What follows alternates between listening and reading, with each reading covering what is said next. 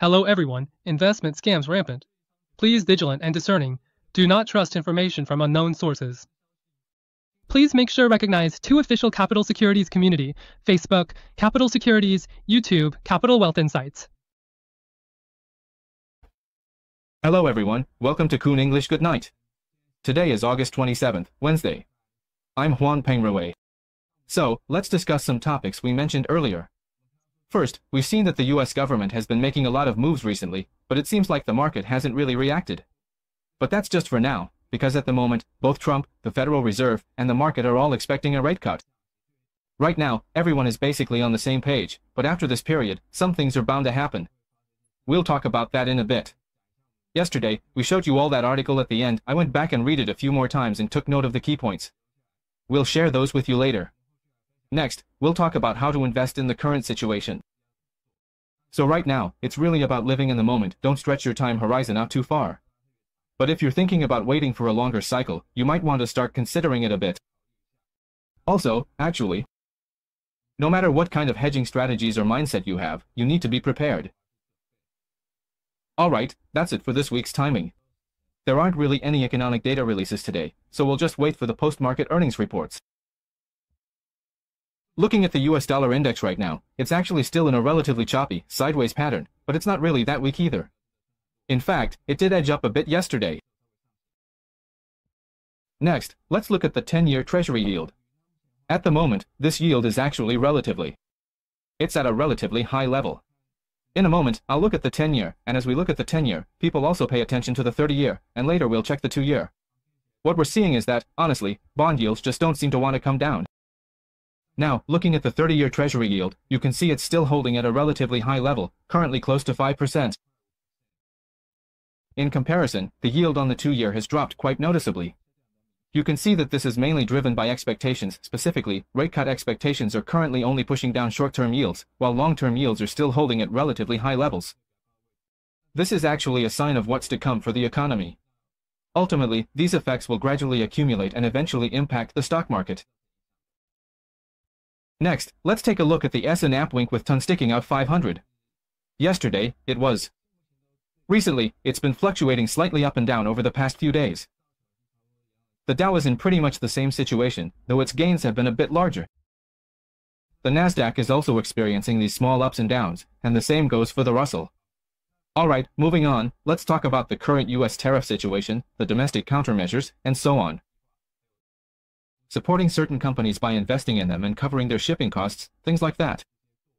So what kind of impact will this have in the end? We just looked back at that SPA article from yesterday, and it also made some predictions.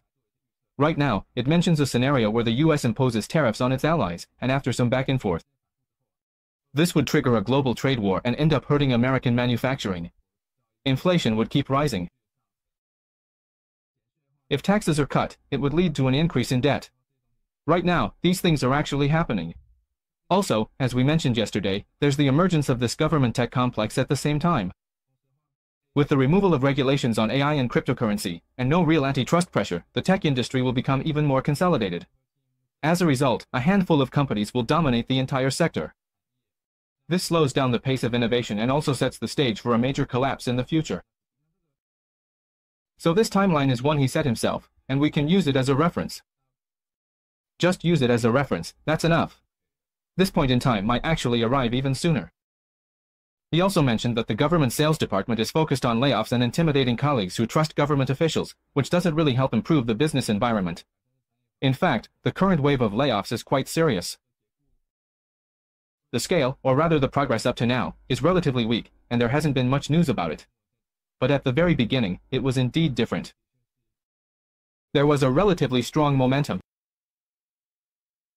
At the start, things were gearing up and moving full steam ahead, but now it seems to have gradually cooled down. Next, as we mentioned, this system relies on innovation, and it has a strong institutional framework. For creativity to flourish, people need to believe that their creativity will be rewarded. There also needs to be a sound judicial system, a financial system, and an environment that encourages competition. If people start to believe that institutional operations are failing, then this failure could include things like data becoming unreliable, and right, it's about support. Trump basically wants to abolish things however he wants. Next, it's possible that those policy institutions will all be influenced by Trump. They'll change according to his will, and if some American companies are taken over by Trump, their business decisions will no longer be purely commercial. In this case, if people can't trust the performance metrics, they won't bother to defend them either. That recession will only get worse, and as for this matter, actually, moving forward. This isn't just about trust in institutions. It's also about superiors' trust in the government's expertise. At the same time, it damages the relationships between the US and foreign governments, or you could say, with its allies. This will plant a lot of seeds for future issues. As for those seeds, he predicts that there could be a tech crash by 2003. So this is mainly the result of institutional failure and increasing industry concentration. It also mentions that with the rapid development of AI, there are basically no more barriers to speculation, so these two trends seem likely to continue in the future. Technology is experiencing an initial boom, but within a few years, industry consolidation has intensified. Everyone realizes that only companies endorsed by the government can survive. This isn't like what we talk about today, where we discuss how to invest and follow the government's lead. Now, the government might start supporting certain companies, so people just follow along and invest in those. Eventually, the situation could become one where the government sets up these companies, helps them grow, and they keep getting stronger, while other companies might not be so optimistic by comparison. Next, what happens is that these already large companies start to control their competitors. At first, they use their financial power, mainly by attracting competitors to join their company. Doesn't this sound a lot like what Meta is doing right now? And then, ultimately, it comes down to this. Whether it's stealing intellectual property or court rulings, these could be possible scenarios that follow. Then, moving on, it says that by the end of 2029, critics start to question why these things are happening in the tech industry. Now, we don't know what will really happen by the end of 2029, I'm just giving everyone an early heads up and opening up the discussion. Currently, when it comes to technology and AI, as mentioned in the article, the tech industry is investing heavily in AI, but it seems like there's not much innovative productivity coming out of it. This is also a concern that many people have right now. As for now, there's also the possibility that cryptocurrencies could turn out to be a scam in the future. This is something for everyone to keep in mind. So, at this point, it's really just a matter of being aware. Regarding competitive vitality, by then, the market's competitive energy might have already been drained, and it could take the market a long time to realize this. But by the time people notice, the stock market may have already crashed on a large scale. So, in order to prevent these things from happening, what we need to do is...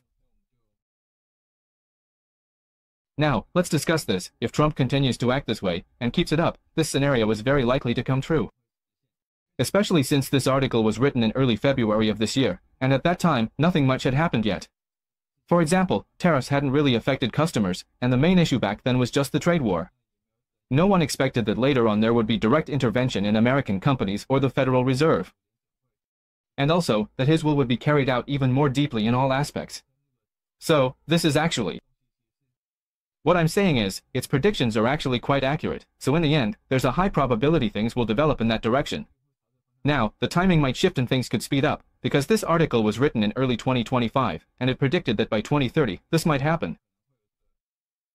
So everyone doesn't really need to wait, actually, and then.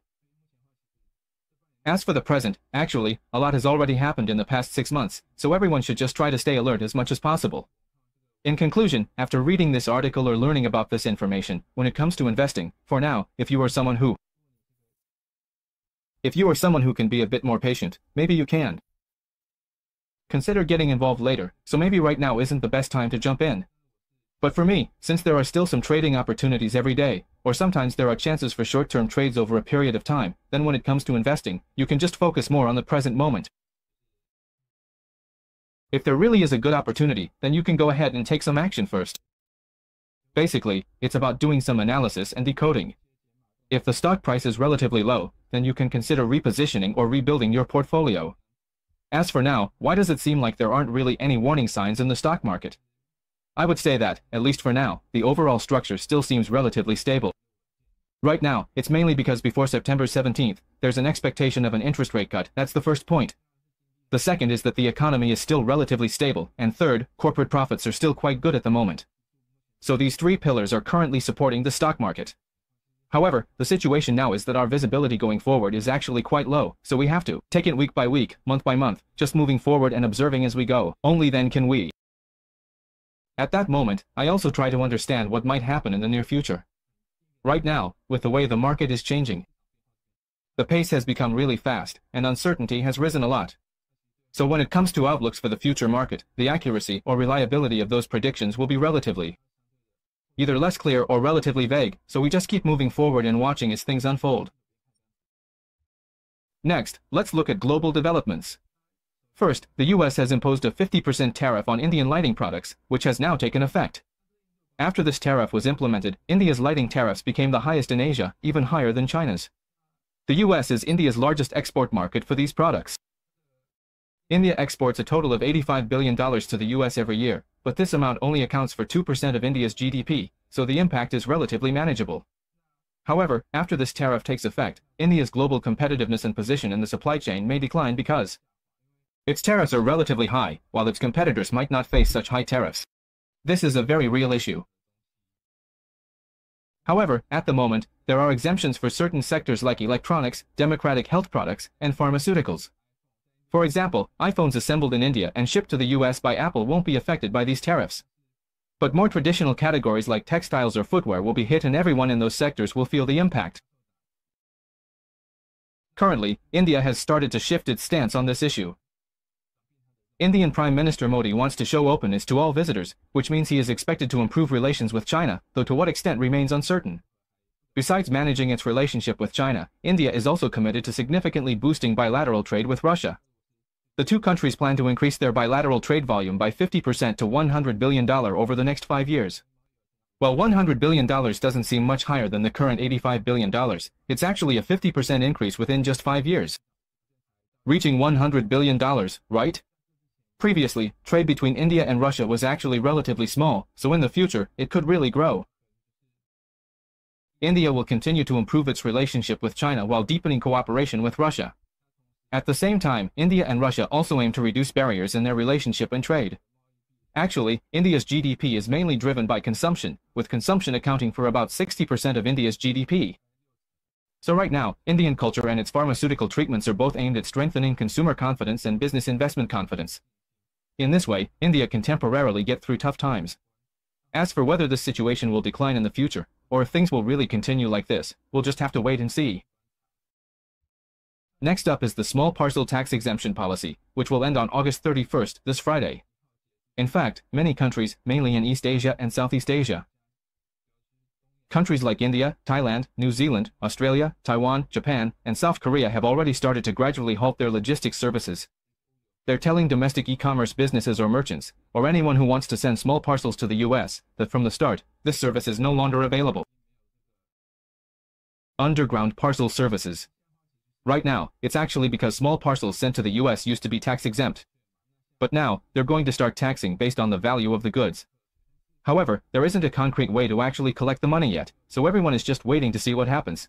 While they're watching and waiting online, they've decided to temporarily suspend services for now. So at the moment, this issue has already started to affect some international logistics, and the tools that are likely to be most impacted are Amazon, eBay, and Shopify. First, let's look at the stock prices of these three companies. Starting with Amazon, you can see that its stock price has been relatively weak. In the digital sector, there hasn't been much fluctuation either way. At the moment, it's actually still relatively. It feels like it's not really moving much. And for some of them, their performance has also been noticeably weak lately. As for Shopify, it's also currently in a downward trend, but it does have some support around the 20-day moving average. However, whether it can stabilize here and start to recover upward or just continue to fluctuate is something we'll need to keep watching. Alright, next let's talk about the latest moves from the US government. Right now, as you can see, we started by looking at the 10-year and 30-year Treasury yields. These yields are currently staying at relatively high levels for a variety of reasons, but now tariffs are starting to be implemented. On top of that, the US still has a large fiscal deficit, which is also due to tax cuts. Currently, with additional interventions, the long-term bond yields may remain at relatively high levels for some time. Because of this, it might not be possible for bond yields to come down. The long-term net yield, especially the 10-year Treasury yield, serves as the benchmark for corporate borrowing and mortgages. So, looking at it this way, there will still be considerable pressure on mortgages and other types of loans, which could slow down home purchases for corporate borrowing. In short, the increased difficulty will have a negative impact on the economy going forward. And it's not just the US with relatively high debt servicing rates, countries like the UK and other European nations are facing similar situations. So right now, people are concerned about the fiscal conditions of governments around the world. This could potentially affect the global economy. In a few months or after some time, there may be some negative impacts. As for now, Beriscu is planning to appeal and turn this into a legal battle. Actually, this situation. If the appeal fails and the challenge doesn't succeed, interest rates could continue to rise. So, as we mentioned earlier, the reason why the market seems to be relatively calm about this is because everyone's interests are currently aligned. Right now, everyone wants rate cuts, so it seems like there's no particular impact. But that doesn't mean things will stay this way in the future. In fact, going forward, if everyone just uses Excel to look at this, the real impact or the underlying momentum of this issue is actually quite significant. So we should continue to stay alert and consider some corresponding risk hedging measures, and keep tracking this going forward. Next, let's talk about the U.S. Treasury Secretary, Janet Yellen. Currently, the new estimate indicates that the annual tariff revenue could reach as much as $500 billion each year. Previously, the estimate was $300 billion, so this is expected to be a significant increase. Over the next 10 years, these tariffs could help reduce the trade deficit by more than $3 trillion, which is higher than previously anticipated. That's how it looks right now. Tariffs are an important source of revenue for the United States. The current president is Trump, and it seems that future presidents may also have little incentive to remove these tariff policies. So, it looks like these tariff policies might continue. Looking back for a moment, the question is whether this revenue can really make up for the deficit. At this point, what we can be fairly certain of is that this high tariff situation may start to become the new normal. Alright, next, let's continue talking about government developments. In the US, political polarization has actually been intensifying. For example, instead of working together, the Republicans and Democrats are going after each other. Now, the Democrats have also started looking for dirt on some Republicans, but the more centrist Democrats are starting to question the so-called border czar, wondering if he has had any inappropriate relationships in the past. Because right now, GO, through the Border and Immigration Enforcement Agencies, is making huge profits. It's expected that GEO's revenue could double this year. Before he joined the US government, he provided consulting services to the agency. The amount for this consulting work is actually unknown, and it hasn't been disclosed. So everyone is starting to wonder. There's a backdoor, and his relationship with GEO is anything but simple. After he took office, he handed a lot of contracts over to GEO. So right now, everyone is basically digging up dirt on each other, looking for anything they can use to attack. Next up is a really interesting piece of news, showing just how polarized politics has become these days. There's this food chain called Cracker Barrel Old Country Store. It used to have an old logo that everyone recognizes, but now they've changed to a new logo. The reason is that the restaurant wants to update its style, maybe make it more modern and minimalist to attract new customers, since lately they've been losing business and people just aren't coming anymore. Maybe folks feel like the restaurant's vibe is just kind of stuck in the past. Maybe young people don't like coming, so they wanted to change the logo to update their image. But after they changed the logo, the right wing saw it as a definitive symbol and accused them of abandoning traditional American culture. So, this company ended up. Then they changed the logo back again, and after restoring it, the stock price soared. Trump also got involved in this discussion. First, let's take a look at the old logo. Actually, in the picture on the left, there's a person, and it's got that all-American style. Welcome to store. This looks relatively conservative, kind of like a right-wing driver. And now, their new logo looks like this. So people have been asking me, oh, have you become woke and abandoned American values? Is all of that gone now? So for now, that's still the situation, and Trump himself also posted, saying, oh, this. The company needs to work hard to restore its old logo to welcome customers, and he's basically just imitating that. So for now, it's actually like this. The polarization is pretty obvious. Even in these small matters, you can still see it. First, looking at GEO plus GU, actually in the past few days, or rather, the past few months, the stock has been going down. If you look at it, actually, it went up quite a bit at the end of last year, but now it's gradually trending downward. However, we can see that GU, as a government entity, will play a key role in the future.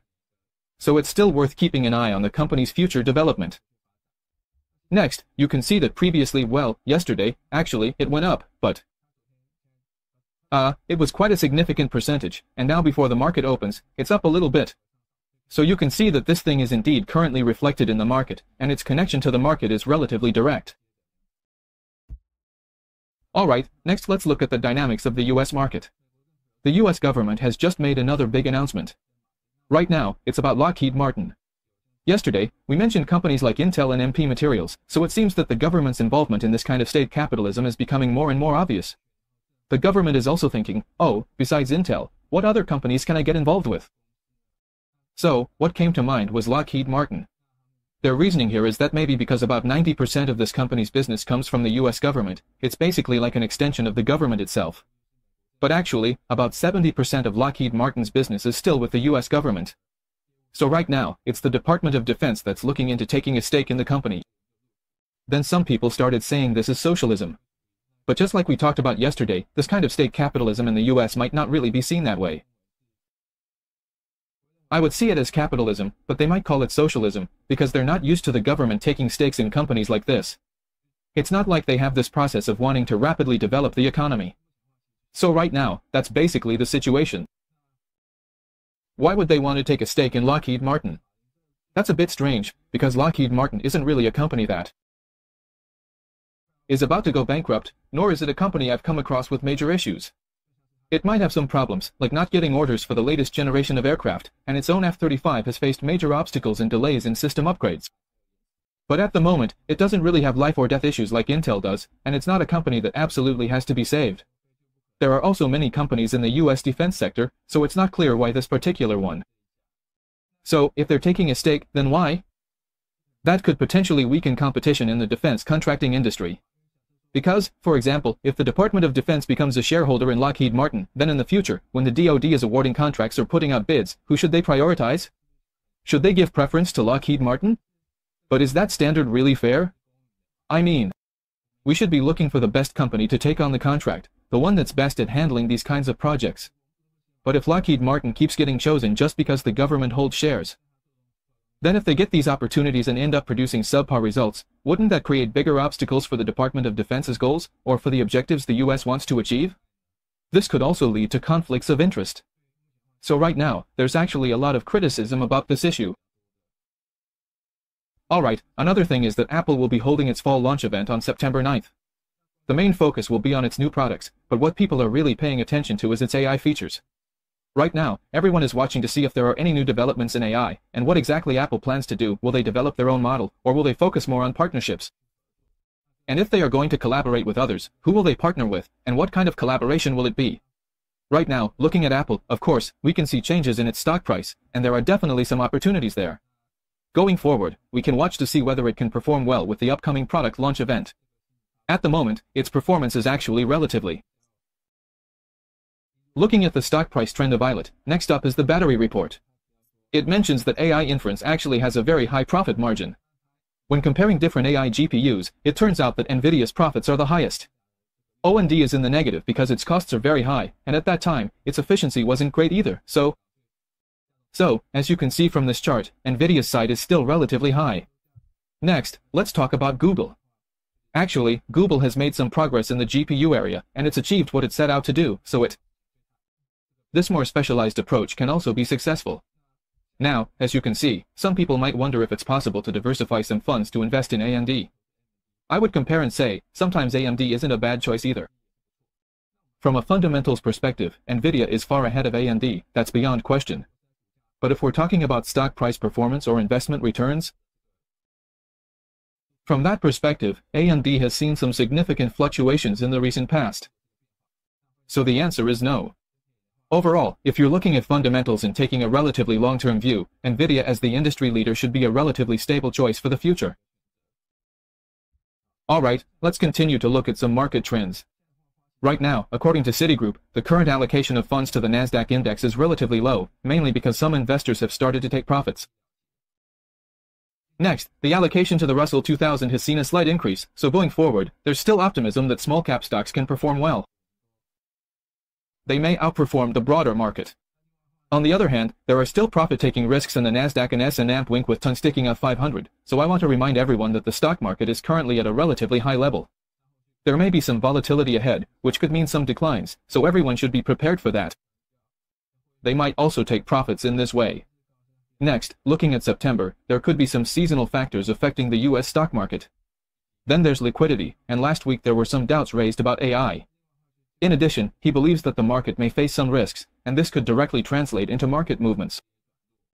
Maybe people weren't prepared for this, so regarding these two companies, it's actually a call for everyone to be more alert. This is a reminder to be vigilant in the short term.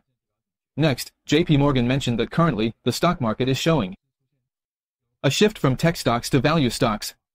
So, who are the beneficiaries of this change? The main beneficiaries are companies that are sensitive to the economy, or cyclical stocks, you could say. What he's talking about here is that because most people are probably expecting something like a soft landing. But after that soft landing, will things continue to decline, or will they? The Fed will pause, and then wait for a period before cutting rates. Some people think that if there's a period of waiting and watching, it might affect the stock market. But he believes that, at the moment, this isn't all that important, so the exact path of future interest rates actually isn't that important, but for now, you can see that in the context of expected rate cuts, economically sensitive stocks and cyclical stocks are getting a noticeable boost. It's just that, that's the main point this article wants to make. Now let's take a look at the current state of the market. For the S&P Wink with tongue sticking out 500, its market breadth has been steadily increasing. And right now, about 70% of companies are above their moving averages, so you can see that this level is actually about the same as before. It was the highest in November 2024, so looking at 2025 as a whole, the market breadth is actually getting broader and the structure is becoming healthier, with more and more companies continuing to move upward. So at the moment, the current market, or you could say the structure of the stock market, is looking better. Although, relatively speaking, it's still quite stable. Another indicator is that currently, on the volatility short side, the level is the highest since 2022. This means that right now, most people don't really expect much volatility in the market going forward. On one hand, this could mean that people feel the market is pretty calm at the moment. But if there really are some waves or turbulence, it would have a compounded effect. So, let's see. Understanding this background can serve as a reference for everyone's investment decisions. Alright, so looking at Lockheed Martin stock, you can see that it has shown a clear upward trend since June. Actually, this has been going on for quite a while, and it's basically tied to the US government's investment logic. If there is continued and clear support for Lockheed Martin in the future, even though it might be the case that after the cameras, if there is competition, there could be conflicts of interest. However, if you're looking to invest, the stock might actually see another round of gains in the future. Next up is Apple. You could say that in the past few days, Apple's performance has actually improved a bit. Right now, you can see that it's hovering around its annual and semi-annual moving averages. If the stock price continues to fluctuate here and starts to trend upward, then all the moving averages will start to turn upward, so you can keep an eye on that going forward.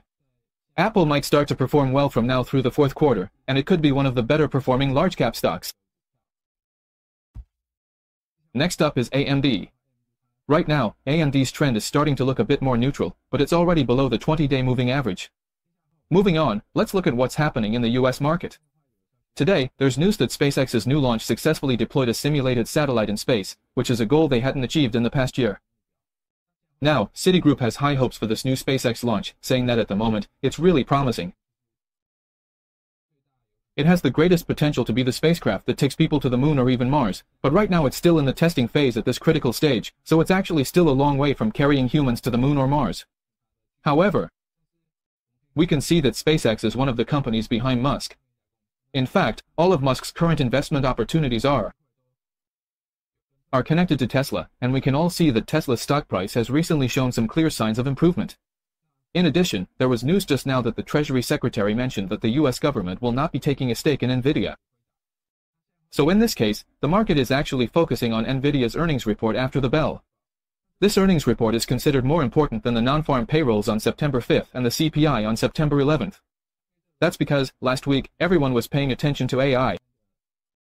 There have been doubts about the material or the development of AI, so now Nvidia is taking on the role of determining whether the market can continue to rise and whether the AI trend can be sustained.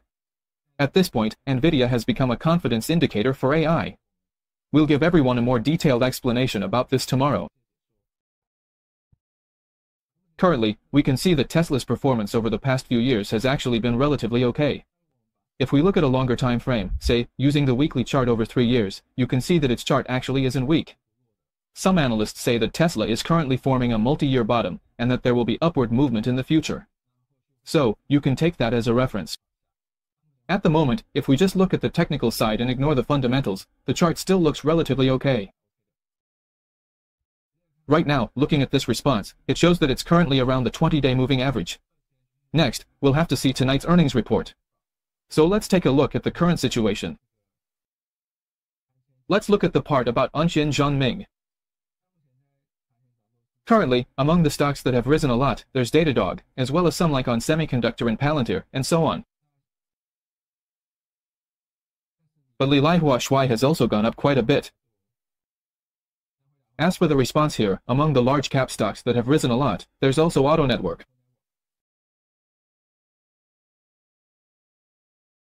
At the bottom here, the stocks listed include PayPal and SBA. For NICE-B, it should be a neutral rating adjustment. This is probably due to the company's earnings report. Let's take a look at the volume. At the moment, the overall market sentiment seems relatively stable. Is it optimistic? To answer, currently the market is up about 1%, and it's about to reach 2%. Both Tesla and Intel are up, and other large cap stocks like AMD, SMCI, and Amazon are also relatively up. But actually, Google feels like it's taking 2 steps back, so its price fluctuations don't really show a clear trend. Apple was up in pre-market trading, so that's how things look right now. Overall, market sentiment is still pretty decent. Let's take a look at the entire US market.